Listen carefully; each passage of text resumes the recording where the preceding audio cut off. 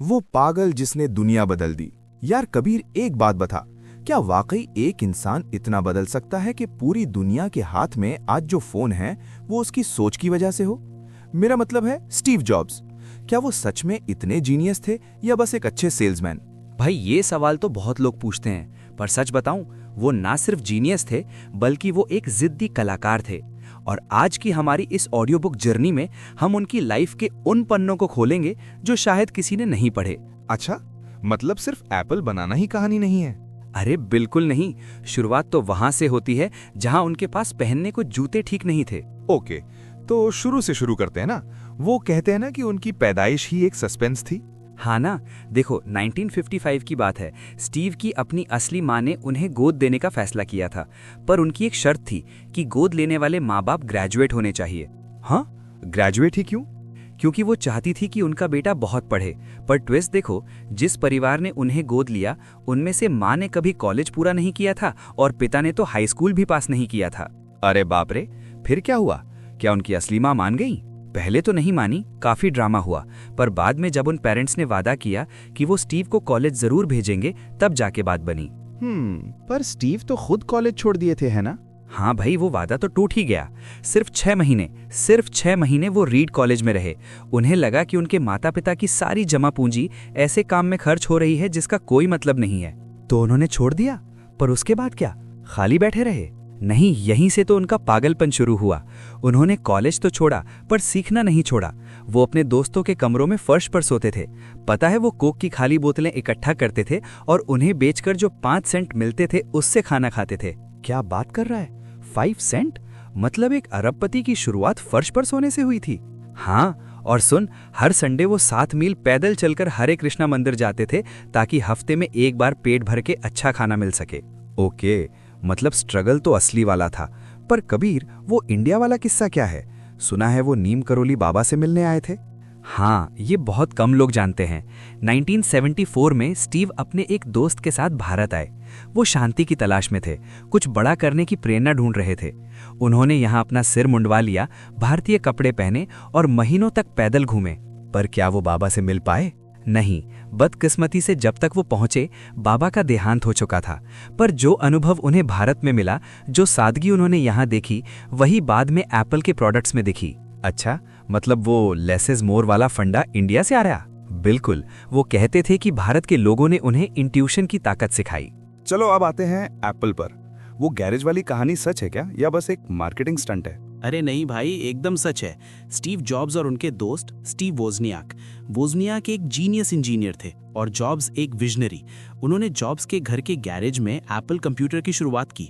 पर पैसे कहाँ से आए? जॉब्स ने अपनी सबसे प्यारी चीज, अपनी फोक्सवैगन बस बेच दी और वोजनियाक ने अपना महंगा कैलकुलेटर। कैलकुलेटर आज के जमाने में सुन के अजीब लगता है ना? हाँ, पर तब वो कीमती था। खैर, कंपनी चल पड़ी। 10 साल में एप्पल एक $2 बिलियन की कंपनी बन गई। पर फिर पता है क्या हुआ? क्या? जिस कंपनी को स्टीव ने खून पसीने से बनाया, उसी कंपनी के बोर्ड ऑफ डायरेक्टर्स ने उन्हें नौकरी से निकाल दिया। क्या बात कर रहा है, अपनी कंपनी से बाहर? पर क्यों?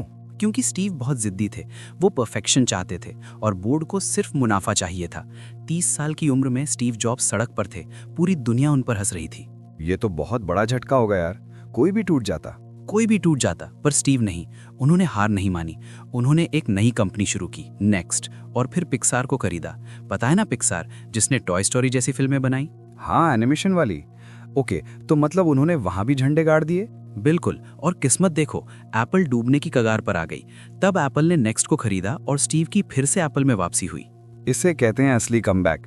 फिर तो उन्होंने आईपॉड, आईफोन सब लाइन से निकाल दिए होंगे। हाँ, लेकिन वापसी के बाद उन्होंने जो सबसे पहला काम किया वो था सादगी। उन्होंने कंपनी के 70% प्रोजेक्ट्स बंद कर दिए। उन्होंने कहा, हम 10 चीजें बेकार नहीं बनाएंगे, हम सिर्फ 2 चीजें बेस्ट बनाएंगे। Quality over quantity. बिल्कुल। और फिर 2007 में आया आईफोन। लोग कहते थे कि बिना बटन वाला फोन कौन खरीदेगा, पर स्टीव को पता था कि लोगों को क्या चाहिए इससे पहले कि खुद लोगों को पता चले।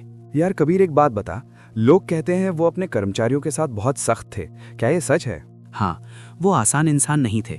वो कभी कभी बहुत कड़वा बोलते थे, पर उनका कहना था कि मेरा काम लोगों के साथ नरमी से पेश आना नहीं है, मेरा काम उन्हें बेहतर बनाना है। वो चाहते थे कि उनके आसपास सिर्फ A ग्रेड लोग हों। ओके, मतलब वो एक तरह के परफेक्शनिस्ट थे, पर उनकी हेल्थ, वो कैंसर वाला हिस्सा काफी दुखद है। हाँ आर्यन, 2004 में उन्हें पता चला कि उन्हें पैंक्रियाटिक कैंसर है। डॉक्टरों ने कहा था कि उनके पास बहुत कम समय है। तभी उन्होंने वो मशहूर स्पीच दी थी ना स्टैनफोर्ड यूनिवर्सिटी में। हाँ, स्टे हंग्री स्टे फूलिश।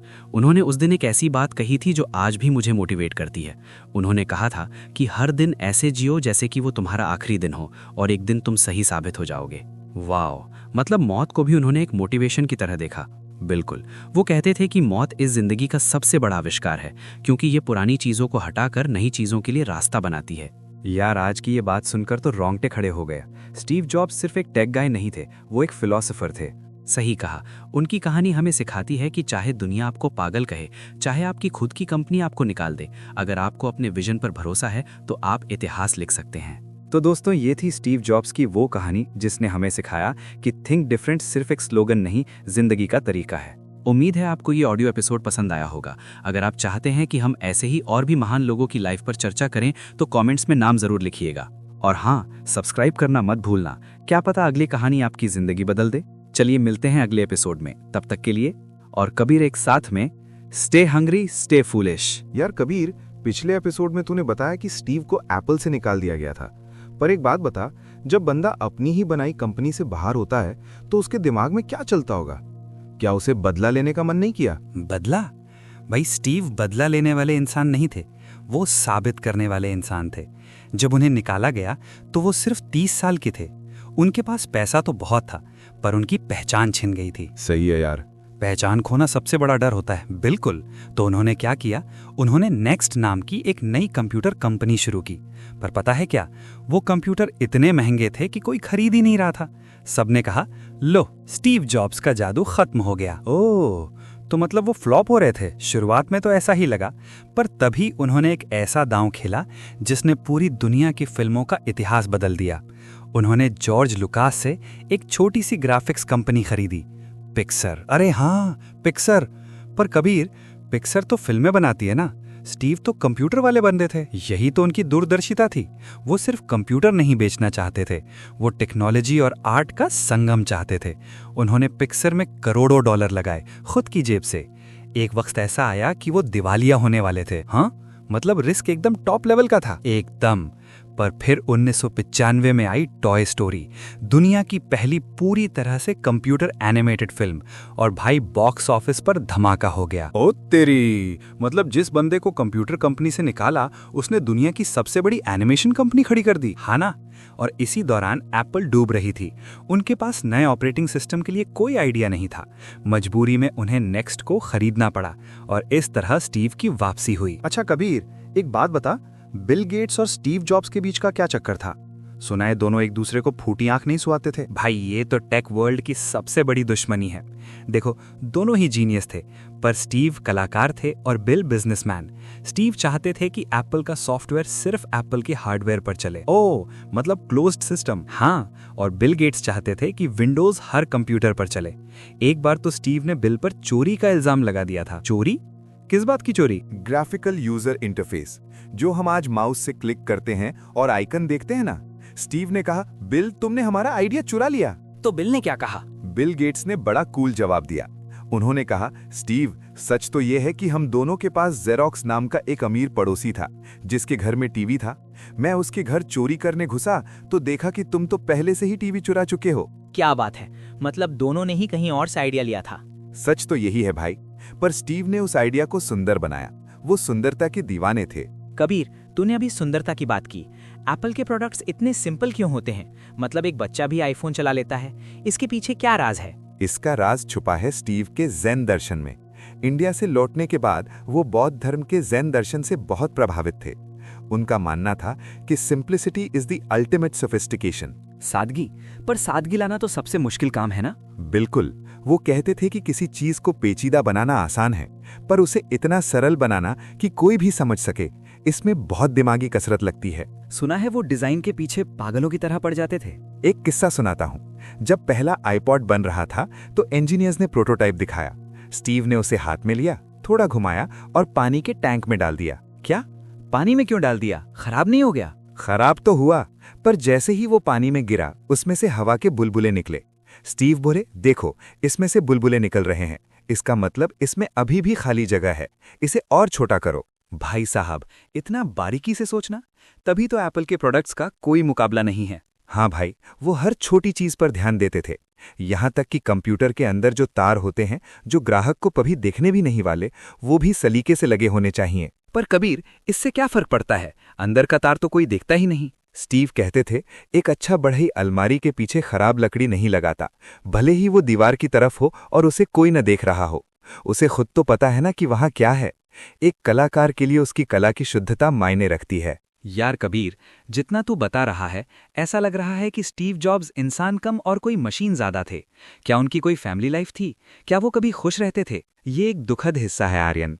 शुरुआत में वो अपनी बेटी लीजा को अपनाने से इनकार कर रहे थे। वो अपने काम में इतने डूबे थे कि रिश्तों को वक्त नहीं दे पाते थे।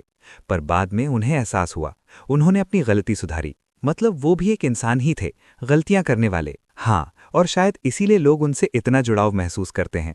वो परफेक्ट नहीं थे, पर वो परफेक्शन की तलाश में जरूर थे। ओके, तो अब हम उस दौर की तरफ बढ़ रहे हैं जब उनकी बीमारी के बारे में पता चला। हाँ, पर उससे पहले हमें बात करनी होगी उस मास्टर स्ट्रोक की जिसने दुनिया के हर हाथ में एक सुपर कंप्यूटर थमा दिया, दी आईफोन। चलो, तो अगले भाग में आईफोन की वो क्रांतिकारी कहानी सुनते हैं।